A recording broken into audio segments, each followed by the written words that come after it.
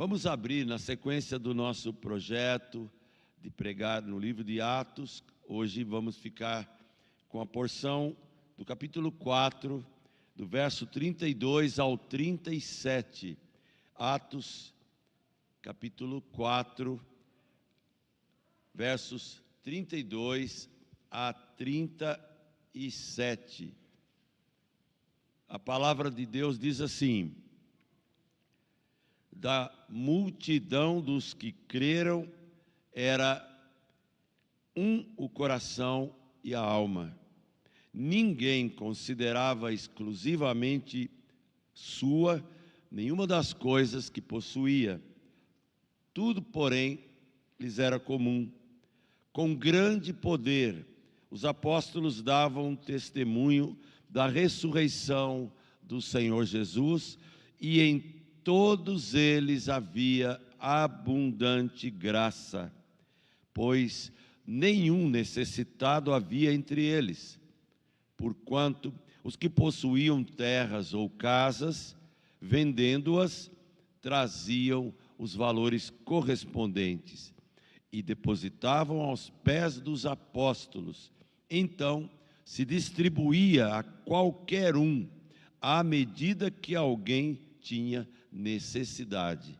José, a quem os apóstolos deram o sobrenome de Barnabé, que quer dizer filho da exortação, levita, natural de Chipre, como tivesse um campo, vendendo-o, trouxe o preço e o depositou aos pés dos apóstolos. Senhor, obrigado porque uma passagem tão relevante, tão impactante, tão desafiadora, está registrada em Tua palavra para o nosso aprendizado, para desafiar e transformar a nossa vida nestes tempos de tanto egoísmo, de tanta egolatria. Eu te suplico, fale, Senhor, esse texto a todos nós, tem misericórdia de mim, usa-me e abra os ouvidos, o entendimento de cada irmão pelo Teu Espírito, para que entendamos, recebamos e pratiquemos a Tua palavra, em nome de Jesus. Amém. Há uma frase muito interessante de um comentarista chamado William Barclay, e essa frase serve de abertura para a nossa meditação nesta manhã. Olha que interessante. A oração era de extrema importância para a igreja primitiva. Dar testemunho também. Mas o ponto máximo da igreja primitiva era o amor e o maravilhoso espírito de generosidade entre os irmãos. Oração importante, dar testemunho importante, mas o ponto elevadíssimo, o ponto máximo da igreja primitiva como estilo de vida era o amor e a tremenda e maravilhosa generosidade que era comum e verdadeira entre aqueles irmãos. O que Lucas está preocupado em mostrar para nós? Reparem, irmãos, era uma igreja nascente, que parte de 120 pessoas para 3.000, da noite para o dia.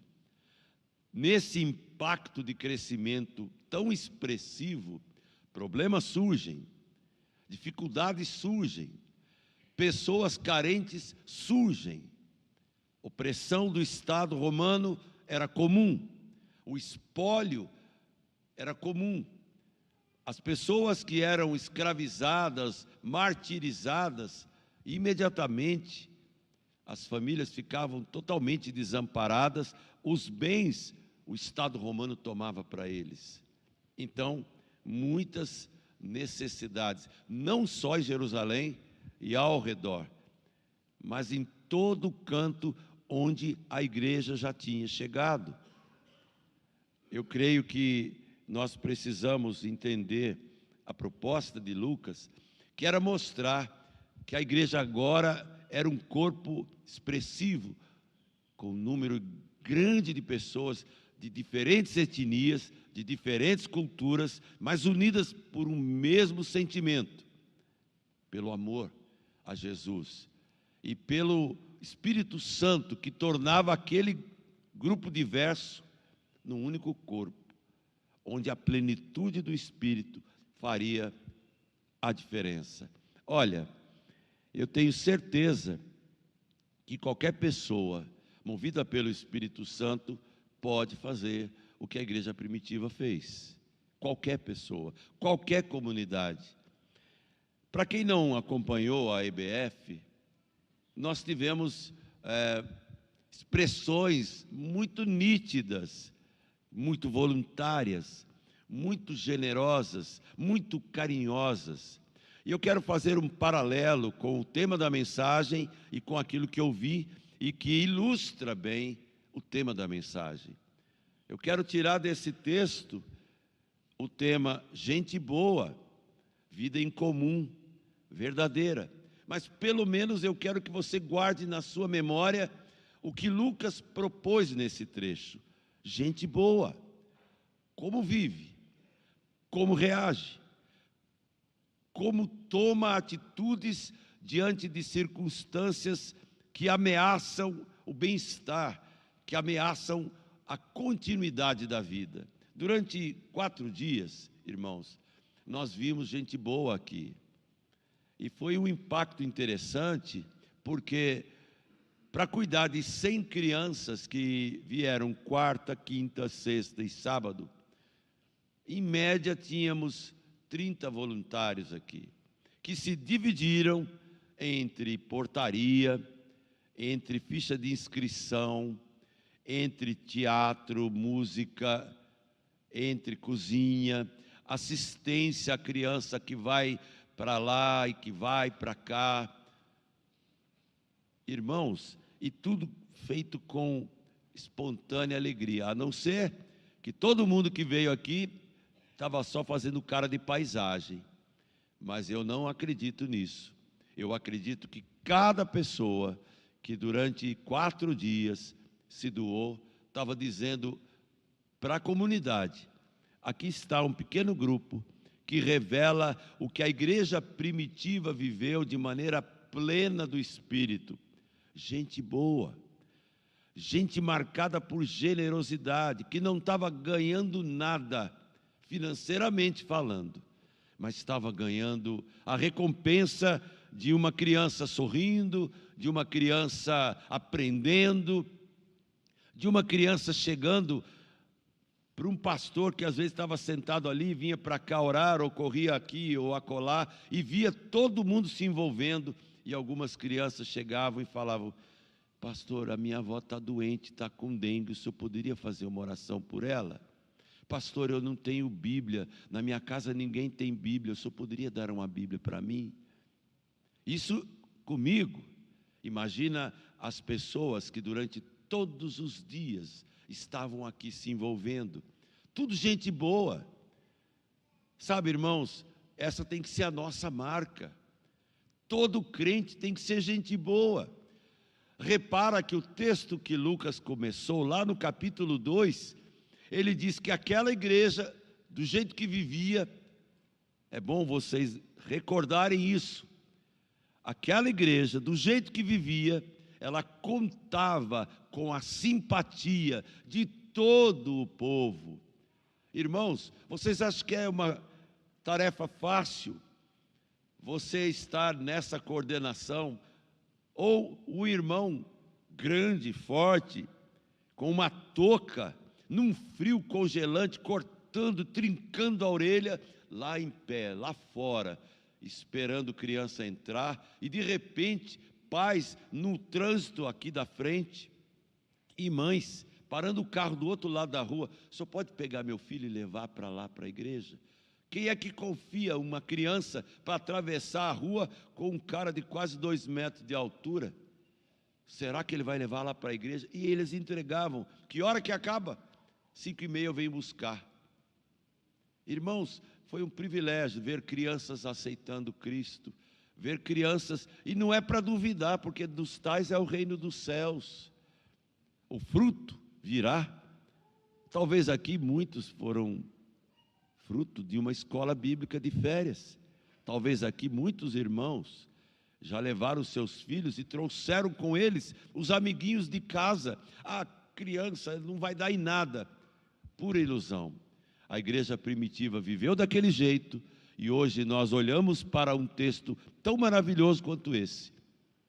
E obrigatoriamente precisamos refletir sobre um homem tão conhecido, tão colocado em vários sermões e que parece que cheira só teologia, algo burocrático, difícil, pesado, mas reparem bem, prestem atenção numa declaração de João Calvino, quando ele falou desse mesmo texto, desta mesma passagem. Olha só o que ele escreveu: seria preciso que tivéssemos corações mais duros que o aço, para não sermos tocados pela leitura dessa narrativa. Naqueles dias, os crentes davam abundantemente daquilo que era deles. Hoje, não nos contentamos em guardar egoisticamente aquilo que é nosso, mas insensíveis, queremos roubar o que é dos outros. Eles vendiam seus próprios bens naqueles dias. Hoje, é o desejo de possuir que reina.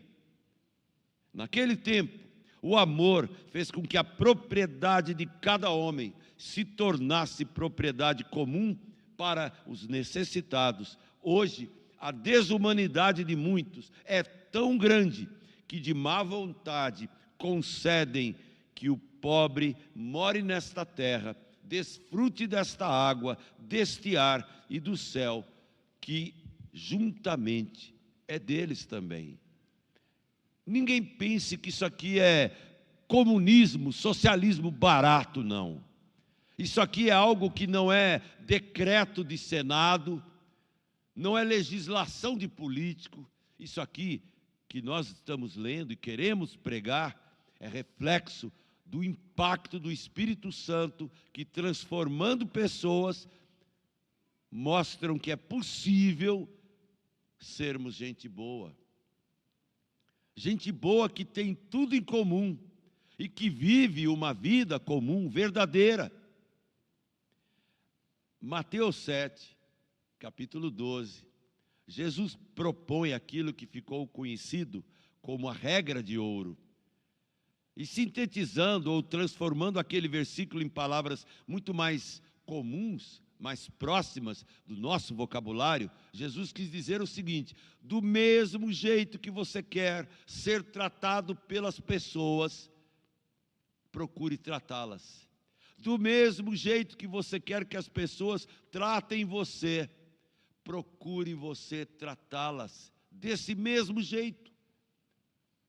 É necessário, irmãos, que olhemos para esse texto com a perspectiva de Lucas, tratando de gente que é salva, tratando de gente que fez profissão de fé, tratando com gente que diz que recebeu o Espírito Santo, tratando de gente ou com gente que dominicalmente vem ao culto, tanto de manhã quanto à noite, aprende lições de escola dominical, presta culto, participa de Santa Ceia, olha para a história passada, ou com um saudosismo, ou com um grande interesse. Senhor, faz outra vez, faz de novo. E é necessário, irmãos, que entendamos o grande apelo de Lucas. É possível sermos gente boa nos nossos dias? Não é só possível, irmãos, é urgente, é necessário. As referências estão acabando. Em todo lado que a gente olha, em toda notícia que a gente ouve, o que a gente vê, o que a gente ouve, o que a gente sente, é bomba caindo, gente sendo morta, criança sendo usada como bucha de canhão, recebendo aos 9, 10 anos, metralhadoras para serem instrumentos nas mãos de grandes e poderosos terroristas.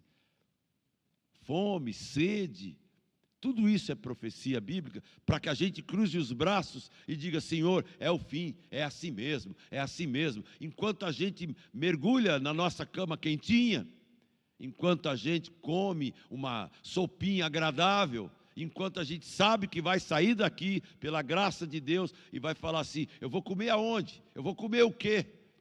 Quando muitos estão perguntando: eu vou comer quando? Eu vou dormir aonde? Qual vai ser o cobertor que eu vou usar? Por isso, irmãos, eu não sou comunista, nunca fui, nem quero ser. Não tenho nenhum medo de declarar isso. Se você é, problema seu. Mas eu vejo aqui algo que só o cristianismo consegue produzir. Só. E graças a Cristo está aqui um trecho belíssimo que revela como é a vida de gente boa, de gente que tem vida em comum, vida verdadeira. A primeira verdade que eu vejo nesse texto é que gente boa, vida em comum verdadeira, é onde a unidade é profunda. Gente boa é onde a unidade é profunda. Dá uma olhadinha no verso 32, só a primeira parte, a parte A, da multidão, veja que não eram mais 120, da multidão dos que creram, era um o coração e a alma. Irmãos, é muito gostoso isso. Pessoas que têm vida em comum por causa da graça, por causa do Espírito, por causa de um único pastor, de uma única palavra santa, por causa de um único corpo, de um único cabeça, gente boa realmente é marcada por uma unidade profunda. Da multidão dos que creram, era um o coração e a alma. Eles batiam na mesma velocidade, no mesmo ritmo. Nós gostamos de cantar: ame ao seu próximo, como se fosse você, como se a dor que ele sente doesse mais em você. Mas onde isso fica? Na segunda-feira chuvosa, quando você passa com o seu carro quentinho, gostoso, indo para o seu trabalho, e você vê no ponto do ônibus aquele irmão que você disse: amém, Deus abençoe, boa semana. E você passa por ele, tem uma poça d'água bem na porta, bem no ponto do ônibus, e você ainda passa ali e, quem sabe, você não abaixa o vidro, porque não quer que molhe o novo estofamento do seu carro. E você faz só um sinalzinho e deixa ele lá, mesmo sabendo que ele trabalha a 1 quilômetro do teu trabalho e vai tomar um ônibus lotado, que vai demorar muito mais tempo do que os 10 minutos que você vai gastar com o seu carro. E você fica ali, achando que isso é cristianismo. Não é não. Não é não. Isso é falta de unidade, é falta de solidariedade, é falta de generosidade. Por isso, se o teu irmão tem necessidade e você tem condição de ajudá-lo, e você fecha o seu coração, como é que pode você dizer num culto público que o amor de Deus está aí dentro? Não está. Nunca esteve. Por isso, gente boa. E é gostoso, irmãos, a gente conviver com gente boa. Gente boa não faz assim na hora de lavar o rosto de manhã, ó. Sabe? Tem gente que é assim, ó. Faz assim. Não, não vai lavar nada. Entende? Gente boa é onde a unidade é profunda. Ela vai na alma, ela vai no coração. Eu vou contar isso de novo, mas para mim vale. Valeu quando eu ouvi pela primeira vez e vale ainda hoje. Reverendo Amantino Adorno Vassão, que foi pastor da igreja principal lá, a primeira igreja do Rio de Janeiro, a primeira igreja organizada no Brasil, ele pregou um sermão sobre o bom samaritano, e eu nunca esqueci esse sermão. Li esse sermão e nunca preguei esse sermão, é lógico, não é meu, mas eu sempre lembro da ilustração. E a ilustração é a seguinte: passou o primeiro, o sacerdote, e olhou aquele pobre homem ali, totalmente desamparado, quase morto, e ele falou: olha, O que é teu é teu. Se você puder defender. E foi embora. Passou de largo. Afinal, eu não vou me sujar, eu sou sacerdote. Passou levita, canta louvores no templo, toca 24 horas diante de Deus, mas nunca é tocado em nenhum minuto pelo amor de Deus. E viu aquele pobre desgraçado à beira do caminho. O que é teu, mas será meu se eu puder pegar. E depois, finalmente, passou o samaritano, para quem ninguém dava nada. E o samaritano, olhando aquele pobre desgraçado, disse: o que é teu, e o que é meu será teu se você precisar. Isso significa ser gente boa, onde a unidade é profunda. A segunda verdade que eu vejo, ainda no verso 32, gente boa, onde o altruísmo é generoso. Verso 32, na parte B, diz: ninguém considerava exclusivamente sua nenhuma das coisas que possuía. Isso se chama altruísmo. Ou seja, o egoísmo não me domina. Eu tive uma experiência no seminário interessante. Eu nunca, sinceramente, sem demagogia, tem duas coisas que eu não sei o que é. Eu não conheço por não ter isso e nem guardar isso como sentimento. Uma é ciúme. Ciúme do púlpito, ciúme da minha mulher, ciúme dos meus livros. Não tenho ciúme. Eu não sei, não acho que isso é prova de amor, de qualquer coisa. Mesmo que alguém venha a dizer: lá na Bíblia não diz que é com ciúme que o Espírito Santo anseia por nós, é por falta de uma palavra muito mais adequada na língua portuguesa, está lá escrito, mas alguém vai falar: eu tenho um ciúme doentio. Então, se a tua doença quer ser sinônimo da graça generosa de Deus, você está equivocado na sua hermenêutica. Mas eu não sei o que é esse sentimento de ciúme, e nem essa coisa de egoisticamente dizer: é meu, isso aqui eu não dou para ninguém, eu não empresto o carro, eu não sei o quê. E no último ano eu fui com o meu Fusquinha, porque eu tinha alguns livros, tinha que buscar, tinha que trazer, fazer o quê? Eu fui. E aí eu deixava ele lá, estacionado, não tinha dinheiro para pôr gasolina, era só a conta para ir para lá, e de repente, algum irmãozinho falava: ô Davi, você me empresta que eu vou lá no Taquaral? Ô Davi, você me empresta o carro que eu vou lá no centro? Ô Davi, você me... tá bom, tá bom. Aí quando eu volto para casa, já formado, era o último mês, era a última semana, e vou fazer o licenciamento no ano de 78, no comecinho do ano. E as multas? Eu nunca dirigi no centro de Campinas, eu nunca fui para o Taquaral. Quem foi? Foram os colegas que levaram o carro, não puseram gasolina. Mas eu falei: é melhor assim do que depois ficar falando: poxa, o cara veio com o carro, nem emprestou, a gente queria ir ali, Sabe, irmãos, a igreja primitiva dá uma aula, e Lucas quer que eu entenda: você é gente boa. Se você recebeu de graça dê também. Isso significa que você menospreza o que Deus te deu? Não! Todo mundo, quando alguém muito rico, muito egoísta, muito sovina, morre, fala: tá vendo? Ninguém leva nada desse mundo. Mas a gente vive como se fosse levar, mesmo sabendo que não vai levar.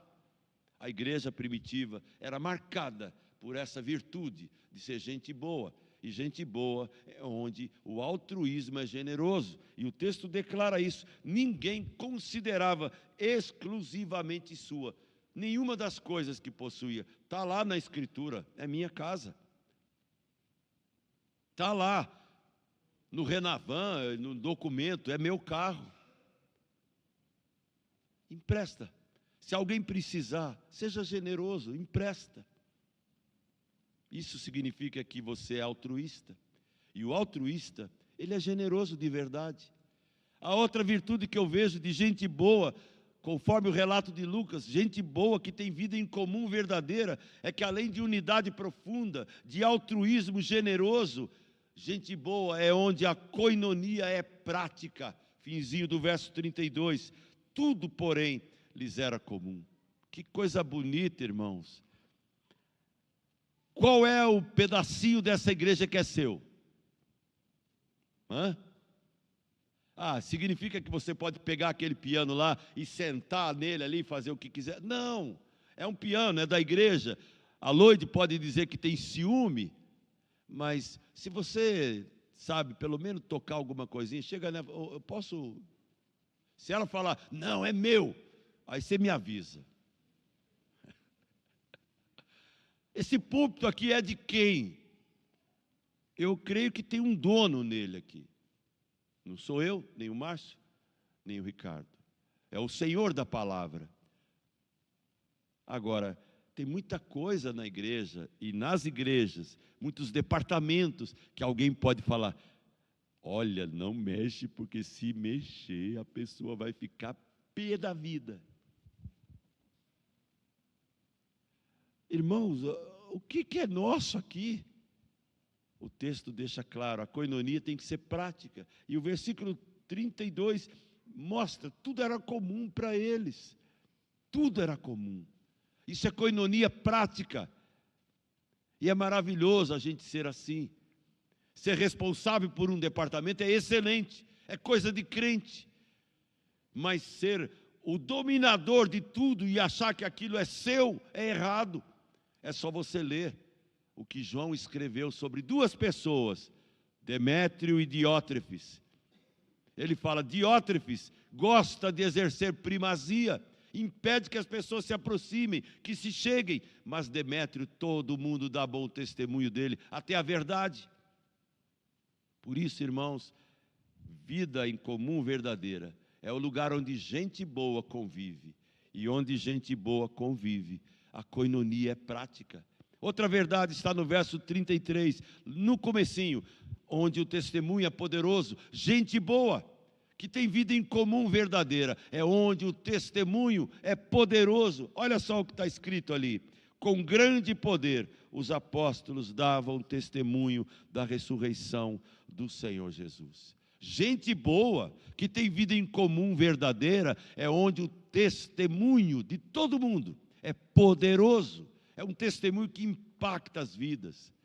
E é bacana isso, irmãos. A gente percebe. Onde o testemunho é poderoso, todo mundo está na plenitude do Espírito Santo. E o que faz é por amor, é para a glória, é para a honra do nosso Deus Todo-Poderoso. E é bacana poder dizer, eu quero servir ao Senhor. E não, eu quero que o conselho, depois da EBF, me coloque uma placa comemorativa com o meu nome numa sala da escola dominical. Você quer? Depois da tua morte, mande um familiar, mandar uma cartinha para o conselho. Quem sabe a gente vai escolher entre os servidores generosos sala em homenagem ao camarada que leu na hora da mensagem lá, do Pedro e da Ana, ficou ali do lado ali e leu. Lembra que tem uma voz grave assim, tal de Mauro, quer uma plaquinha? Agora não, depois, se vier, é lucro. Porque quando a gente morre, aí é lucro. Enquanto a gente está aqui, a gente tem que falar, Senhor, eu quero pelo menos o diploma de servo inútil. Sabe qual é o momento em que você e eu vamos receber o diploma de servos inúteis? Alguém lembra desse texto na Bíblia? Só seremos servos inúteis quando fizermos tudo o que nos foi mandado fazer. Porém, gente boa é onde o testemunho é poderoso, através da vida de cada pessoa. E o texto não deixa por menos, o texto deixa claro, com grande poder, os apóstolos davam testemunho da ressurreição de Jesus. Em quinto lugar, gente boa é onde a graça é abundante. A parte B do verso 33, em todos eles havia abundante graça. Percebe o padrão? Não era um ou outro, mas em todos eles havia abundante graça. Era gente suave, era gente calma, serena, tranquila, era gente plena do Espírito Santo. não eram meros religiosos de plantão. Era gente alá, João Batista, convém que ele cresça e que eu diminua. Isso significa ser gente boa. Porque a partir do momento em que você pensa que faz parte de uma elite dentro do corpo de Cristo, você está fora. Você não é gente boa. Nem o Espírito Santo você é capaz de ter. Porque o Espírito Santo não trata com dois tipos de pessoas.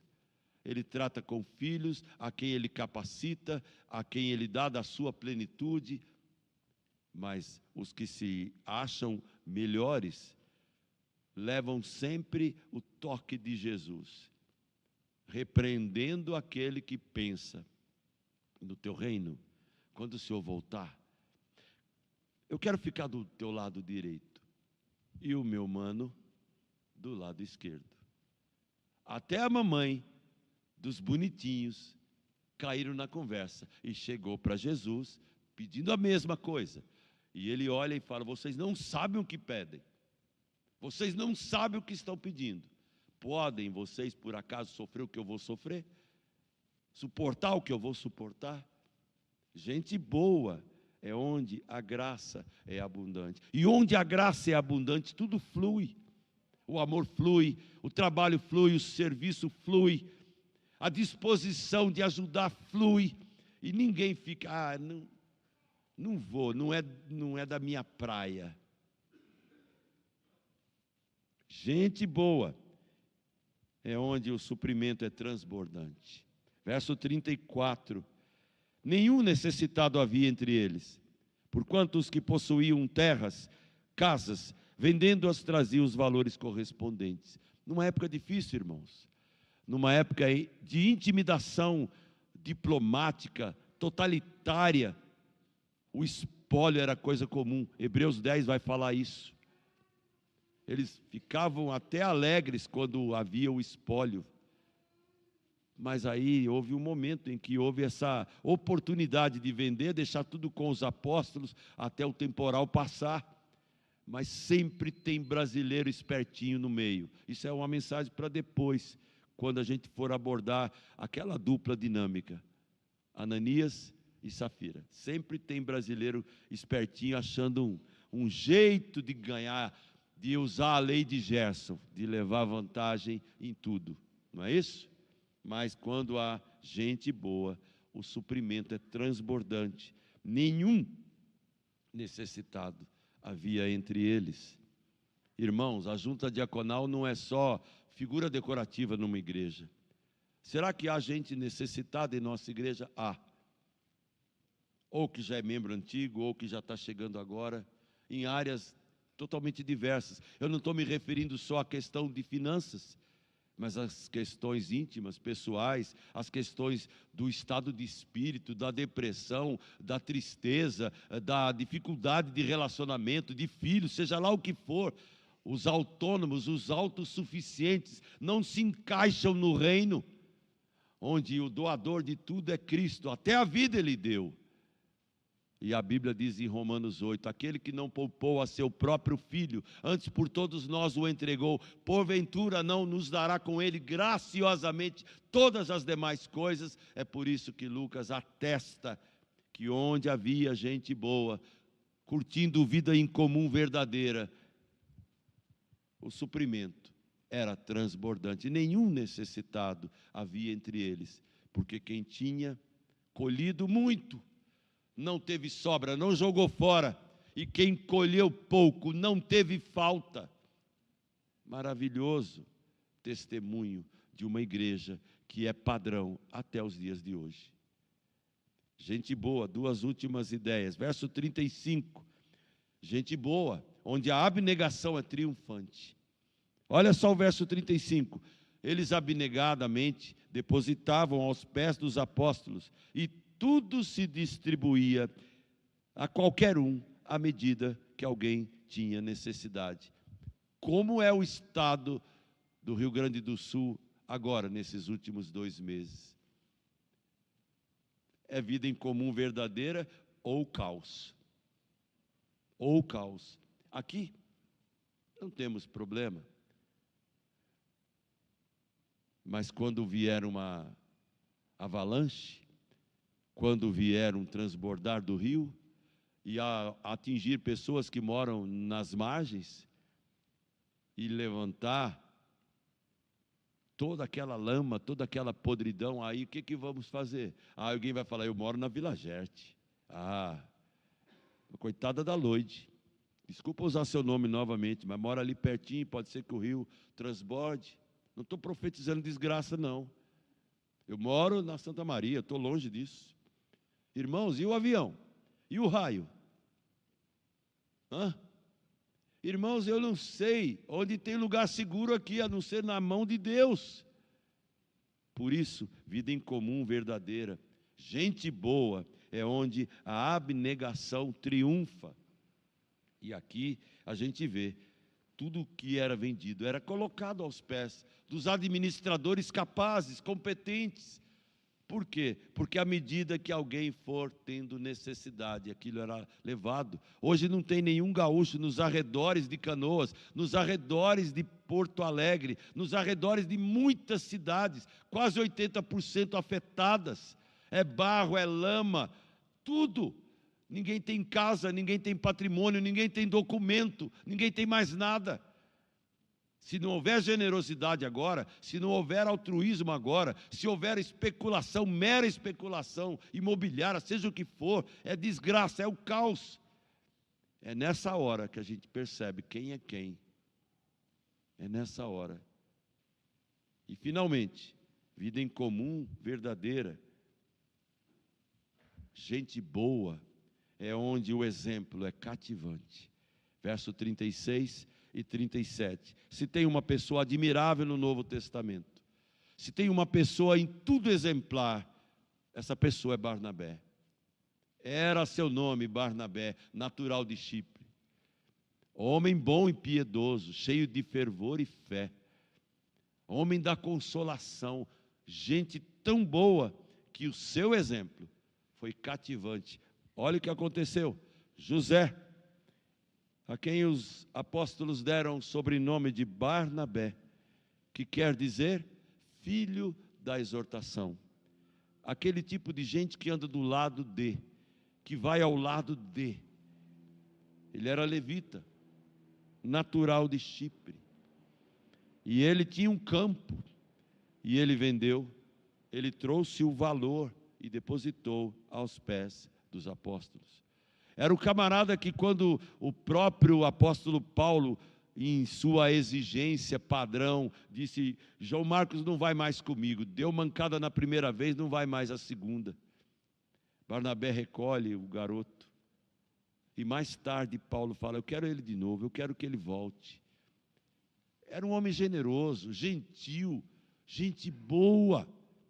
Era um homem que consolava, era um homem que distribuía, era um homem que estendia as mãos. Onde estão esses homens, essas mulheres? Onde nós estamos quando as necessidades brotam?